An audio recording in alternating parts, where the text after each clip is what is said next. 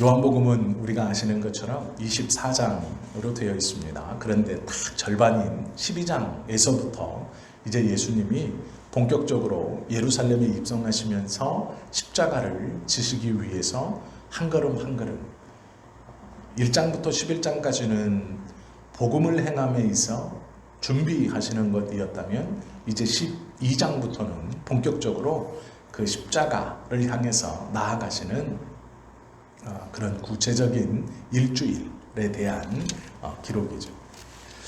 12장에 보시면 이제 예수님께서 베다니에서 잔치에 참여하신 이후에 많은 유대인들이 죽었다 살아난 나사로, 그리고 그 나사로를 살리신 예수님을 보기 위해서 예루살렘뿐만 아니라 유월절을 지내기 위해 예루살렘으로 모였던 수많은 사람들이 그 이야기를 듣고 베다니까지 내려와서 이 베다니에서 예수와 나사로를 보고 저가 정말 죽었던 사람이냐라고 하는 그 이야기, 그리고 저는 정말로 저 죽었던 나사로를 살린 사람이냐, 이런 이야기들을 함께 나누고 다음 날이 되어서 예수께서 이제 예루살렘에 입성하신다라는 소문을 듣고 그 베다니에 있던 많은 유대인들, 또 유월절을 지내기 위해서 예루살렘에 모여있던 많은 유대인들이 이제 예수님을 맞이하러 나와 있는 그러한 상황입니다. 이 유월절이라는 것은 우리가 다 아는 것처럼 이스라엘의 3대 명절이고, 이때에 어느 정도의 사람들이 예루살렘에 모이느냐, 요세푸스가 쓴 유대 전쟁사라는 책이 있습니다. 그 기록에 유월절에 드려진 이 모여있는 사람의 숫자는 정확하게 쓰여있지 않지만 유월절에 제물로 드려진 이 짐승의 숫자가 쓰여져 있습니다. 여기서는 뭐 소가 몇 마리 이렇게 쓰여져 있는 것은 아니고요. 약 모든 짐승, 그러니까 여기서의 모든 짐승은 소, 염소, 양, 비둘기까지입니다. 그러니까 생명이 있는 것은 얼마만큼 거래되었고 제물로 드려졌는가. 어떻게 써있냐면 25만 6,500마리가 드려졌다. 이게 이제 소뿐만이 아니고 모든 동물을 다 합친 겁니다. 아마 이 비율상으로 보면 비둘기, 반구라고 하는 것이 제일 많았을 겁니다. 숫자가 어찌됐든. 그리고 나서 이제 염소, 그리고 양, 그 다음에 소, 순이었을 겁니다. 그런데 어떻게 따지든 25만 6,500마리가 드려졌다는 건 굉장한 겁니다. 엄청난 숫자의 제물들이 이 유월절 기간에 하나님 앞에 제물로, 제사의 제물로 드려졌다라는 것이죠. 이 25만 6,500마리 정도가 제물로 드려지려면 남자만 약 250만에서 300만 정도가 모여들어야 한다라는 통계가 있습니다. 수치적으로. 그래서 유월절에 대략 얼마 정도의 사람이 모이느냐, 최소한 남자는 약 250만 정도, 모든 것을 다 합쳐보면 아무리 작게 잡아도 이 제물의 숫자와 비교했을 때 250만에서 300만 정도의 사람들이 유월절에 예루살렘에 모여 있을 것이다 라고 말합니다. 이 숫자는 엄청난 숫자입니다. 물론 이것은 이렇게 생각하시면 안 돼요. 한 번에 250만 명이 다 들어있다, 이렇게 생각하시면 안 됩니다. 예루살렘은 250만에서 300만을 수용할 수 없습니다. 지금도 마찬가지예요. 그러면 예물 드렸던 짐승의 숫자는 유월절 기간 내내 드려진 겁니다. 그러면 어떤 경건한 유대인들은 분명히 유월절 첫날부터 마지막 날까지 매일매일 예물을 들고 성전에 갔을 겁니다. 그러나 어떤 가난한 사람은 그 유월절 기간 동안 한 번 참여했을지도 모릅니다. 어떤 사람은 하루에 몇 번씩 예물을 들고 이 예루살렘 성전에 나아갔을지도 모릅니다. 그렇기 때문에 이 제물의 숫자와 모인 사람의 숫자를 그대로 이렇게 다 맞다라고 할 수는 없지만 수많은 사람, 우리가 상상할 수 없을 정도의 많은 사람들이 모여든 것만은 사실인 것 같습니다. 25만 6,500마리의 짐승 새끼를 유월절 기간 안에 잡아들였다, 제물로 드렸다라는 것은 한 사람이 여러 번을 드리든 한 사람이 한 명을 드리든 어떻게 생각해도 지금의 숫자로 따져도 예루살렘에 사람이 정말로 발 디딜 틈 없이 모여들었다라는 것을 우리가 짐작해 볼 수 있죠. 이 많은 사람들이 예루살렘 성내에 다 들어갈 수 없기 때문에 이 6월절 기간이 되면 예루살렘뿐 아니라 예루살렘 인근에 있는 마을들, 고을들, 이 베다니를 포함해서 그날 걸어서 왔다 갈 수 있는 모든 거리의 마을들이 다 사람들로 인산인해를 이뤘습니다. 원래 베다니에서 예루살렘은 멀지 않습니다. 그렇기 때문에 대부분의 랍비들과 순례자들은 베다니에서 예루살렘 정도의 거리를 입성할 때는 무엇인가를 타는 것이 아니고 오히려 걸어가는 것이 더 빨리 갈 수 있고 더 안전하게 갈 수 있습니다. 수많은 인파가 몰렸을 때 가만히 생각해 보십시오. 어딘가를 향해 갑니다. 그런데 이 수많은 인파들과 함께 갈 때 사람이 걷는 것, 자기 다리로 걸어서 그 사람들에 섞여서 가는 것이 안전하지, 나귀, 그것도 새끼 나귀를 타고 그 위에 한쪽 엉덩이를 대고 앉아서 그 나귀 새끼를 타고 가는 것은 더 오히려 불편한 일입니다. 그렇기 때문에 베다니에서 대부분의 랍비들은 걸어갔지 나귀 새끼를 타거나 무얼 타거나 이렇게 하지 않았습니다. 예수님께서 나귀를 탔다는 건 의도적인 겁니다. 의미 있는 행동이라는 것이죠.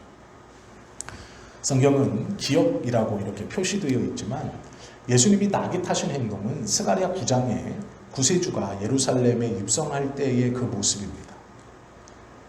너희의 왕께서 나귀 새끼를 타고 들어오실 것이다 라는 것을 스가랴 9장에 있는 예언을 예수님이 이루시기 위해 나귀를 타신 것이죠. 예수님은 그전에도 예루살렘을 왔다 갔다 하셨습니다. 이 방문이 6월절의 첫 방문이 아닙니다. 그런데 이 6월절은 이상하게도 그전에 하지 않으셨던 행동, 즉 고의적으로 일부러 나귀를 타고 입성하신다라는 것은 의미 있는 것이죠. 또 요한은 그 일에 대해서 16절에 나중에 이런 것이다 라고 의미를 하나 붙여놨습니다. 그것은 우리가 좀 함께 보기로 하고요. 예수님께서 입성하실 때 유대인들이 종려나무 가지를 꺾어다가 흔들고 또 예수님을 뭐라고 부르냐면 호산나 호산나 부릅니다. 이 호산나라는 말은 이렇게 부르죠. 호산나 찬송하리로다 주의 이름으로 오시는 이 곧 이스라엘의 왕이시여. 이 말은 예수님을 향해서 예수님이 들어오실 때 하는 말이니 예수님을 향해서 하는 말입니다. 그렇죠? 예수님이 지금 베다니에 계시다가 나귀 새끼를 타시고 예루살렘으로 입성하고 계세요. 베다니에서부터 수많은 유대인들이 이 예수님을 따라 예루살렘으로 들어오고 있습니다. 예수님과 함께 예루살렘 성으로 들어가는 사람들은 예수님만이 아니고 작게는 예수님의 12명의 제자들, 많게는 이 예수 공동체를 따라온 많은 사람들, 그리고 더 많게는 예루살렘 안에 있다가 예수님이 오신다는 얘기를 듣고 밖에 나와서 그 예수를 구경하고 환영하고 같이 따라 들어가는 사람들, 수많은 사람들이 지금 예루살렘 성문을 예수님과 함께 통과하고 있는 겁니다. 예루살렘 성문이요, 요만해가지고 한 사람 그냥 혼자 쏙 들어갈 만한 크기가 아니에요. 예루살렘 성문은 말 그대로 성의 성문입니다. 수십 명의 사람들이 줄만 맞추면 한꺼번에 쑥 들어갈 수도 있는 넓은 성의 문이에요. 그 성문에 사람들이 누군가를 기다리고 예수님이 들어가실 때 외쳐요. 호산나, 이건 구원하소서라는 뜻입니다. 구원하소서 찬송하리로다 주의 이름으로 오시는 이 곧 이스라엘의 왕이요. 우리의 생각에 많은 유대인들은 지금 나귀를 타고 오시는 예수님께 이 이야기를 하고 있어요. 구원하소서 찬송하리로다 이스라엘의 왕으로 오시는 이여, 이렇게 말하는 거예요. 그러면 나귀를 타고 오시는 예수님께 지금 많은 유대인들은 종려나무 가지를 흔들면서 우리를 구원해 주십시오. 당신을 찬송합니다. 이스라엘의 왕으로 오시는 이여 라고 고백하는 것이죠. 이것은 장관처럼 보여지는 한 사람을 환영하는 정말 온 예루살렘 성이 소동하는 그런 일이었습니다. 이게 어느 정도의 임팩트로 다가왔냐면 그것을 보고 있던 바리새인들이 사내들인 공유에, 즉 제사장을 비롯한 종교 지도자들에게 뭐라고 말하냐면 19절, 바리새인들이 서로 말하되 볼지어다 너희 하는 일이 쓸데없다. 사내들인 공의회에서 예수를 죽이기로 결의한 거 쓸데없다. 사내들인 공의회에서 나사로를 죽이기로 결의한 것이 쓸데없다. 야, 그거 쓸데없다. 왜요? 그들이 보기에 보라 온 세상이 그를 따른다. 이 환영이 얼마나 웅장하고 정말 많은 사람이 참석하고 그곳에서 환호하고 연호했냐면 낙이 타고 오시는 예수님께 대하여 구원하십시오 찬송합니다 이스라엘의 왕으로 오시는 이여라고 말하는 이 환영인파, 호산나 하고 종려나무 가지를 흔들면서 환영하는 이 환영인파를 사내들인 공의회 바리새인들, 종교 지도자들이 보고 서로 뭐라 그러냐? 야, 끝났다. 이건 우리가 결정한 예수를 죽이기로 하는 거, 나사로를 죽이기로 한 거, 이거 끝났다. 봐라, 온 세상이 저를 따른다. 이 정도로 자기들이 포기하고 서로 야, 이건 안 된다 라고 말할 정도로 그 많은 백성들이 예수님을 환영하는 것이죠. 그런데 놀라운 게 있습니다. 이 그림 속에 백성들은 기뻐하고 환호하지만 예수님께서는 나귀를 타고 들어오신다는 거예요. 이게 뭐냐면 주인공은 주인공인데 환영하는 사람들이 원하는 배역과 주인공으로 들어오시는 이스라엘의 왕으로 들어오는 예수님이 하려고 하는 배역과 원하는 배역이 달라요. 지금 똑같은 예수님을 가지고 환영하고 있고 흥분하고 있고 그를 지칭하는 말은 분명한데 이 말 속에 숨어있는 뜻, 예수님에게 품고 큰 소리로 외치면서 예수님께 원하는 뜻과 그 말을 듣고 있는 주인공이신 예수님이 그 말을 듣고 행하시려고 하는 역할이 다르다는 거예요. 외치는 사람들이 해주었으면 하는 것과 그 일을 하는 주인공이 하려고 하는 일은 다르다는 거예요. 이게 무슨 일이냐? 16절은 이렇게 말하죠. 제자들이 처음에 이 일을 깨닫지 못하였다. 제자들도 예수님이 왜 낙이 타고 오시는지 사람들이 이렇게 환호하잖아요. 이스라엘의 왕으로 오시는 일. 제자들의 꿈이 뭐였습니까? 우리의 스승 예수님이 이스라엘의 왕이 되면 내가 높은 자리에 앉겠다. 12명이 다 하나같이 꿈꾸는 거였어요. 사람들이 그렇게 얘기합니다. 이스라엘의 왕으로 오시는 이여 호산나라고 말합니다. 그런데 제자들이 왜 그렇게 흥분하고 같이 그렇게 기뻐하고 이 일에 대해서 좋아할 수밖에 없느냐? 이 일은 예수님이 예루살렘에 이렇게 호산나 이렇게 들어오기 약 200년 전에 하스몬 왕조를 몰아내고 제사장의 아들들인 마카비, 6번째 아들인 마카비가 예루살렘을 다스리고 있던 이방인의 이 왕조의 후예인 하스몬을 몰아내고 마카비가 장군으로 승리하는 장군으로 예루살렘에 있는 오랑캐들을 이방인 이 권력자들을 싹 몰아내고 예루살렘에 입성할 때 그 억눌림에 있었던 이스라엘 백성들이 마카비 장군을 보고 했던 행동이에요. 종려나무 가지를 흔들고 호산나 이스라엘의 왕으로 오시는 이유. 약 200년 전에 마카비 왕 보고 마카비 장군 보고 했던 거예요. 그 똑같은 일이 200년 뒤에 지금 벌어지고 있어요. 제자들은 이스라엘의 역사를 배우면서 약 500년 동안 외세에 눌리고 종살이를 했던 이스라엘을 마지막으로 해방시켰던 마카비 왕조에 대한 기록, 우리가 일제치하에 있을 때 해방을 맞으면서 독립군들의 이야기들을 이렇게 배우고 하는 것처럼 그들도 배워요. 그리고 그 운동의 정점이 이 마카비예요. 제사장의 마카비라는 제사장의 6번째 아들. 그 아들이 반란을 일으켰고 하스몬 왕조를 몰아내고 개선장군이 돼서 예루살렘에 입성할 때 예수님이 지금 이 6월절 이렇게 입성하기 약 200년 전에 똑같이 입성했어요. 그런데 그 마카비는 하얀 말을 타고 입성했어요. 장군으로. 정말 많은 유대인 병사를 거느리고 예루살렘 성문을 활짝 열어놓고 그곳에 입성할 때 사람들이 똑같이 행동했습니다.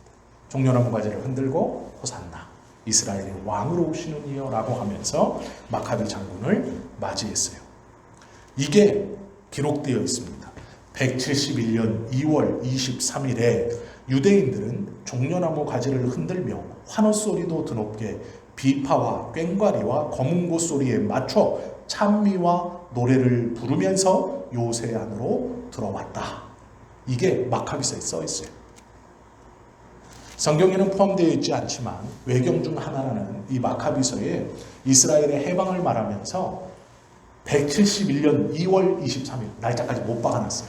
이때 마카비 장군이 백마를 타고 예루살렘 성에 입성했다. 그때 사람들은 종려나무 가지를 흔들고 호산나라고 외치며 그 장군을 맞이했다.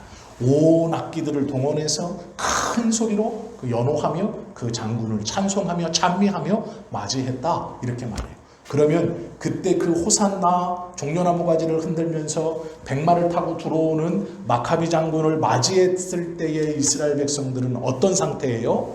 해방된 상태예요. 이스라엘은 500년 동안 외세의 침략을 계속 받아왔었어요. 바벨론, 페르시아, 헬라 제국, 이집트, 시리아, 로마까지. 그런데 200년 전에 한번 해방을 맛봤어요. 그리고 지금 200년 뒤에 마카비 장군이 해방시켜서 그 마카비를 맞이했던 것처럼 200년 뒤, 정확히 말하면 170년 뒤에 어떤 일이 벌어지느냐? 예수께서 해방자로 오시는 거예요. 유대인들은 그 똑같은 마카비 장군을 맞이할 때와 똑같은 마음으로 지금 예수님을 맞이하고 있어요. 똑같은 행동으로 종려나무 가지를 흔들고 호산나라고 외치면서 예수님을 맞이하고 있어요. 이게 처음 있는 일이 아니에요. 예루살렘에서 200년 전에 있었어요. 그때와 똑같은 마음으로 예수님을 맞이해요. 그때와 똑같은 어떤 마음이요? 우리를 해방시켜 주실 것이다 라는 마음이죠. 왜요? 예수님이 어떤 분이에요? 10,000명을 앉혀놓고 배부르게 먹였어요. 오병이어의 기적을 행했죠. 들리는 말에 무리를 걸었어요. 풍랑을 잔잔케 해요. 또 들리는 말에 안진뱅이를 일으키고 눈먼 자를 고치고 마지막은 죽은 자까지 살렸어요. 그러니 로마인들을 이 정도의 기적과 이적을 행하는 예수님이라면 몰아낼 수 있다고 생각합니다. 그래서 그를 맞이함이 호산나. 로마인들이 듣기에 이 말은 반역입니다. 누군가 예루살렘에 들어오는데 그 사람을 맞이하면서 소리 지르는 게 뭔 소리를 질러요? 종려나무 가지. 해방을 상징하는 종려나무 가지. 자유를 상징하는 종려나무 가지를 흔들면서 그 사람에게 뭐라고 소리치냐면 구원하십시오. 구원하십시오. 누구에 대해서 구원하는 거예요? 로마인들에 대해서. 백성들의 이 말은요. 로마인들이 듣기에는 어라? 젊은이 하나가 들어오는데 정말 많은 사람들이 예루살렘 입구에서부터 그를 향해서 구원하십시오. 구원하십시오. 이스라엘의 왕으로 오시는 이요 라고 소리치면서 흥분하고 있는 상태예요. 그러면 로마인들이 보기에 이건 반란의 징조죠. 이건 이제 곧 예루살렘 성은 봉기가 일어나는 거예요. 이제 곧 반란이 시작되는 거예요. 왜요? 200년 전에도 그랬거든요. 200년 전에도 저렇게 소리쳤었어요. 이스라엘 백성들 예루살렘 입구에서 똑같은 일이 지금 벌어지고 있죠. 그런데 소리치는 이스라엘 백성들이 품었던 마음, 로마를 물리치고 우리를 해방시켜 주십시오. 당신은 이스라엘 왕입니다. 그런데 예수님은 의도적으로 나귀 새끼를 타고 가요. 나귀도 그냥 나귀가 아니고 나귀 새끼. 빠르게 달리지도 못하고 긴 거리를 싣고 가지도 못하는 새끼 나귀예요. 아직 어린 나귀. 사람이 한 번도 타보지 못했던 나귀. 아무런 힘이 없는 나귀. 그 나귀를 타고 천천히 느릿느릿 예루살렘에 입장하는 거예요. 이건 좀 이해 쉽게 말하면 소리 지르는 사람들이 원하는 행동과는 대비되는 퍼포먼스예요. 이렇게 말하는 거랑 똑같아요. 장군님 들어오십니다 하는데 그 장군님이 힘없는 나귀 타고 어린 나귀 타고 나는 그런 장군 아니에요 이러고 들어오는 거랑 똑같은 거예요. 장군은 막 기괴하고 힘을 보여주고 늠름하고 덩치도 크고 사람들이 막 환영하고 막 그런 장군을 원하는데 이 주인공인 장군이 들어오면서 저는 그런 장군은 아니에요. 전쟁의 승리를 상징하는 백마도 아니고요. 나귀 새끼. 그걸 타고 천천히 들어오시는 거예요. 예수님께서 품고 계신 마음, 원하셨던 마음과 백성들이 품고 있는 마음이 다르죠. 그런데 요한은요, 사도 요한은 이 자리에 있었습니다. 직접. 그래 이걸 봤어요. 요한은 백성들과 똑같은 마음이었어요. 예수께서 예루살렘을 해방시키고 이스라엘을 해방시켜서 다윗처럼 예전 아브라함이 하나님에게 받았던 이스라엘의 모든 경내 이 가나안 지역을 다시 온전한 이스라엘로 회복시켜 줄 거라고 요한도 믿었어요. 그런데 알게 됐습니다. 언제 알게 됐냐면 예수께서 십자가를 지시고 죽으시고 부활하시고 승천하시는 것을 경험한 후에 예수님께서 나귀를 타시고 그 환호성 가운데 예루살렘에 입성하신 것은 스가랴 9장의 말씀, 그것을 이루려고 그렇게 행동하셨구나 라는 것을 알게 됐어요. 그게 16절이에요. 그래서 16절은 굉장히 중요한 구절이에요. 16절은요, 미래에 깨달은 것을 지금 기록해 놓은 거예요. 요한이 한 번씩 이럴 때가 있어요. 요한복음을 가만히 보다 보면 시간의 순서대로 하나하나 사건들을 기록해 놓습니다. 그런데 뜬금없이 어떤 일에는 주석처럼 요한이 미래에 있었던 일을 딱 떼다가 여기다 이렇게 갖다 놔요. 가룟 유다 보면 알죠. 우리가 지난주에 말씀으로 함께 나누었던 마리아가 순전한 나드 한 근 약 340ml예요. 이만큼 저 손 씻는 이렇게 펌핑해서 손 씻는 거 저거만한 나드예요. 약 3,600만 원 정도 현 시가로 따지면 하는 것이죠. 그 순전한 나드를 깨서 예수님의 머리를 감기고 목을 씻기고 손을 씻기고 발을 씻기고 그 머리털로 발을 닦았어요.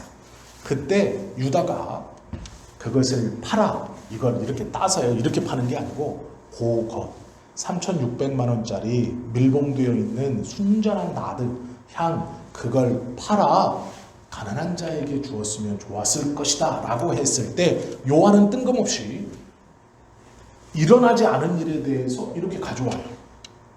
그때 당시에는 유다가 돈꾀에 손을 대는지 아무도 몰랐어요. 그랬는데 요한은 뜬금없이 뭐라고 얘기하느냐, 저는 도둑이라 가난한 자를 생각함이 아니다 라고 말해요. 그러면서 저는 도둑이라를 현재형으로 써놔요. 미완료 시제. 즉 뭐냐면 과거에도 도둑이었고 지금도 도둑이고 미래에도 도둑이다, 이런 표현이에요. 이건 요한뿐만 아니라 누구도 유다에 대해서 그렇게 생각하지 않을 때인데 미래의 일을 아는 것을 뚝 떼와가지고 그 사건에서 주석처럼 딱 기록하고 있어요. 이게 무슨 일이냐? 유다가 도둑이기 때문에 이렇게 말한다 라고 해요. 오늘 나귀를 타고 들어오시는 예수님에 대해서도 그렇게 말합니다. 나귀를 타고 들어오심이 무슨 일이냐? 아무도 몰랐다. 제자들도 몰랐다. 예수님께서 왜 굳이 나귀 새끼를 타고 예루살렘에 입성하시는 것인지, 하시려고 한 것인지, 하시고 계신지 그때 우리는 몰랐다. 우리는 백성들과 같이 흥분해서 예수님에 대해서 그 주변에서 함께 호산나 소리치고 다윗의 자손이여 소리치고 이스라엘의 왕으로 오시는 이여라고 소리치고 흥분했었다. 이 예수님이 이제 곧 왕이 되어 예루살렘을 해방시켜 줄 것이라고. 우리가 무시당하며 멸시당하며 갈릴리 사람들이라고 멸시당하고 없는 민족, 없는 동네, 못 배운 사람들, 성전도 하나 제대로 없고, 이 갈릴리라는 건 단에 있는 우상, 그 섬기는 사람들이라는 이미지가 굉장히 강합니다. 그래서 예루살렘에 있는 사람들은 갈릴리 사람들을 무시했어요. 너희는 우상에다가 절하던 조상들의 후예들 아니냐? 너희가 율법을 아냐? 너희가 하나님을 아냐? 너희가 말씀을 아냐? 너희 동네 회당, 멀쩡한 회당 하나도 없지 않냐?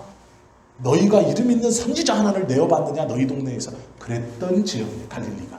그런데 그 지역에서 멸시당하다가 예수님께서 갈릴리 지역에서 유명해지고 예루살렘에서도 유명해지자 기대했어요. 우리가 이제 중앙에 진출한다. 예수만 꽉 붙들고 있으면 우리가 다 같이 신분 상승한다. 그거였죠. 오늘 이 12장은 그 기대의 정점이에요. 이제 곧 봐라. 종교 지도자들도 인정할 만큼 온 세상이 예수를 따른다 라는 거예요. 그런데 이 온 세상이 예수를 따르는 이유와 예수님이 나귀 타고 나귀 새끼를 타고 예루살렘에 오시는 이유 사이에는 큰 갭이 있어요. 제자들도 똑같았어요. 세상 사람들이 원하는 대로 내 소원을 이루어줄, 내 열망을 이루어줄, 내 선천적으로 극복하지 못하는 태생적 한계를 극복해줄 출신 지역 갈릴리, 요 예루살렘, 수도 사람들에게 무시당하는 지방, 저거 촌것, 태생적 한계, 그것을 한 번에 뒤바꿔줄 그 예수님이었어요. 로마에게서 해방시켜주면 물론이요, 나를 높은 자리에 올려줄 예수님이었어요. 제자들도 똑같았어요. 그런데 깨닫게 됐어요. 예수님께서 왜 나귀 새끼를 타고 그 환호 속에서 예루살렘에 오셨는지를 깨닫게 됐어요. 언제? 영광을 얻으신 것을 경험한 후에. 예수께서 십자가를 지시고 죽으시고 부활하시고 승천하시는 것을 경험한 후에 나귀 새끼를 타고 예루살렘에 들어오심이 어떠한 것인지 무슨 이유인지 알게 됐어요. 그때, 이때는 몰랐거든요. 이 상황에선 몰랐어요. 그런데 그때 알게 됐어요. 제자들은 처음에 이 일을 깨닫지 못하였다가 예수께서 영광을 얻으신 후에야 이것이 예수께 대하여 기록된 것임과 사람들이 예수께 이같이 한 것이 생각났더라 라고 말해요. 나귀 새끼를 왜 타셨는가? 정확히 알게 돼요. 언제? 예수님의 십자가, 죽음, 부활, 승천을 경험한 후에. 이 말이 무슨 얘기입니까? 진짜 복음과 부딪힌 후에 예수님께서 왜 나귀 새끼를 타셨는지 이해가 되는 거예요. 생각이 나는 거예요. 아, 우리가 예수님의 복음과 부딪힌다라는 것은요, 예수를 만나서 내가 꿈꾸었던 소원, 내가 극복하지 못했던 태생적 한계를 극복해주는 어떤 것, 내 열망과 내 바램과 내 무엇을 채워줄 어떤 구명줄을 붙잡은 것, 이건 잘못 만난 거예요. 예전 그랬죠? 예수님 만나면 부욕해 됩니다. 다 아시지만 지금의 우리나라에서 내노라 하는 교회들, 큰 대형 교회들이 있는 동네들이 옛날에는 다 못 살았어요. 봉천동 정말 달동네였죠. 아무것도 없었어요. 언덕배기 진짜 판자촌만. 금난교회가 있던 것도 마찬가지고요. 다 마찬가지예요. 우리나라 대형 교회가 있는 그 위치를 보면요, 옛날에 다 달동네였어요. 그런데 그 교회가 커지는 이유가 그거였어요. 어떤 걸로 커졌을까요? 예수 믿으면 부자 됩니다. 예수 믿으면 건강해집니다. 그걸로 사람들을 끌어모았고 교회가 성장됐어요. 그런데 아직도 그러고 있어요.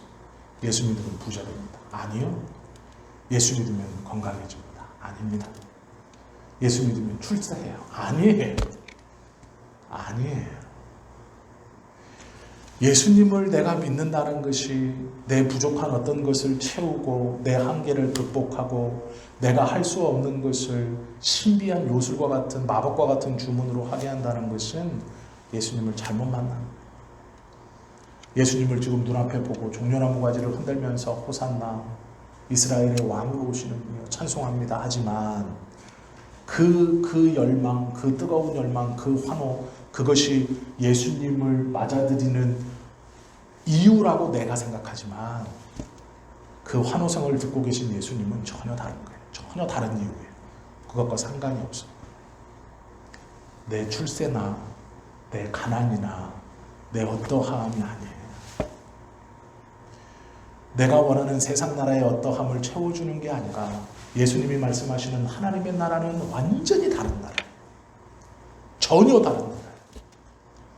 내가 생각하는 예수님을 모셔드리면 승리의 상징인 백마를 타고 군사를 거느리고 와서 나를 괴롭히는, 나를 억누르고 있는 로마를 무찔러줄 예수님, 내 가난을 타파해주고 내 병을 쫓아주고, 일부 목사님들이 뭐 마귀 쫓으면 다 된다고 하는 것처럼 병도 마귀가 주고 가난도 마귀가 주고 뭐 뭣도 마귀가 주고 그 마귀만 쫓으면 다 된다고 하는, 그거 잘못 만나는 거예요. 예수님을 모르는 거예요.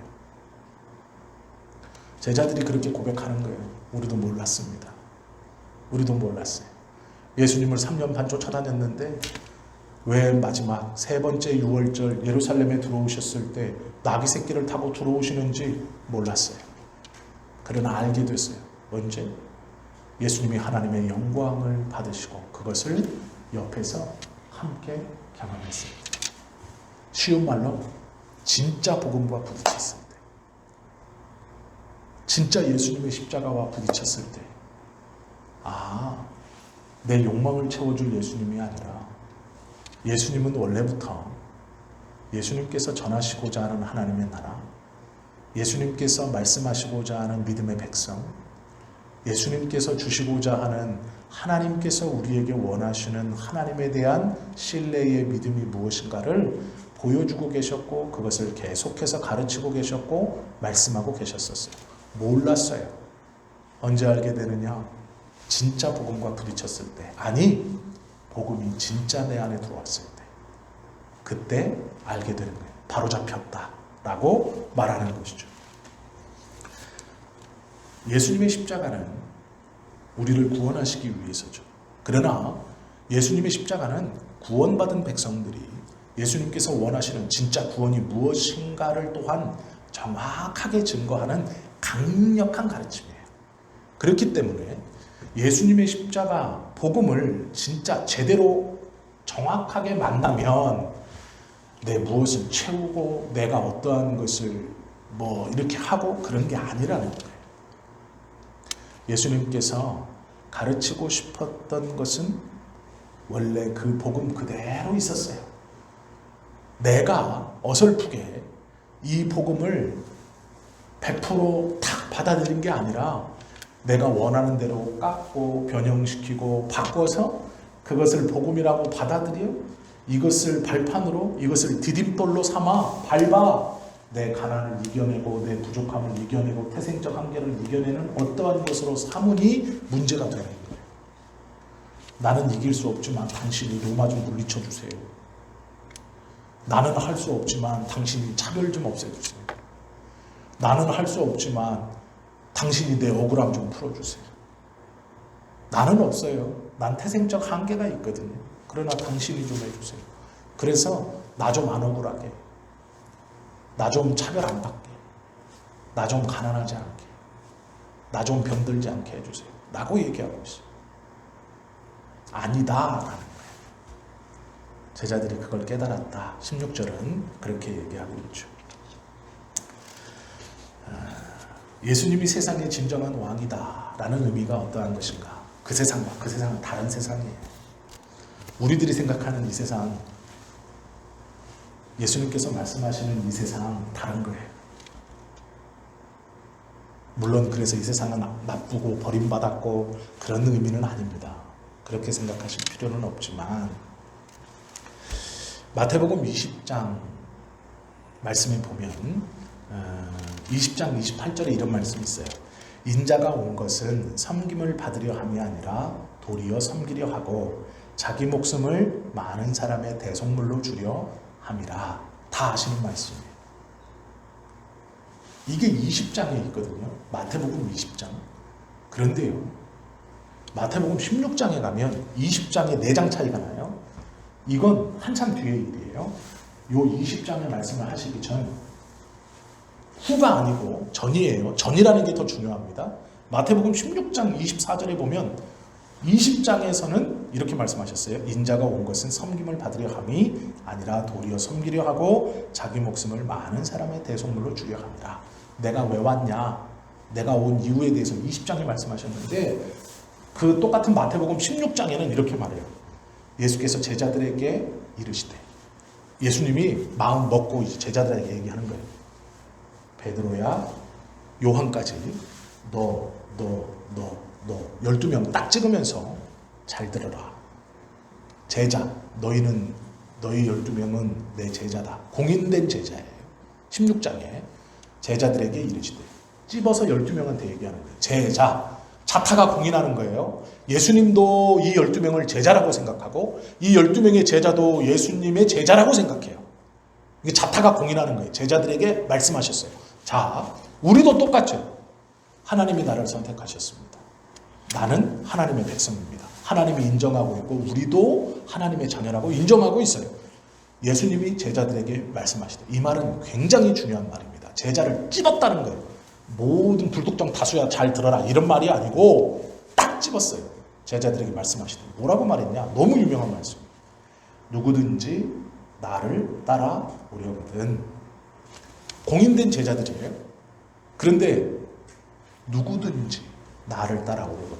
너희 12명 중에 날 따라오려면 뭘 해야 되느냐?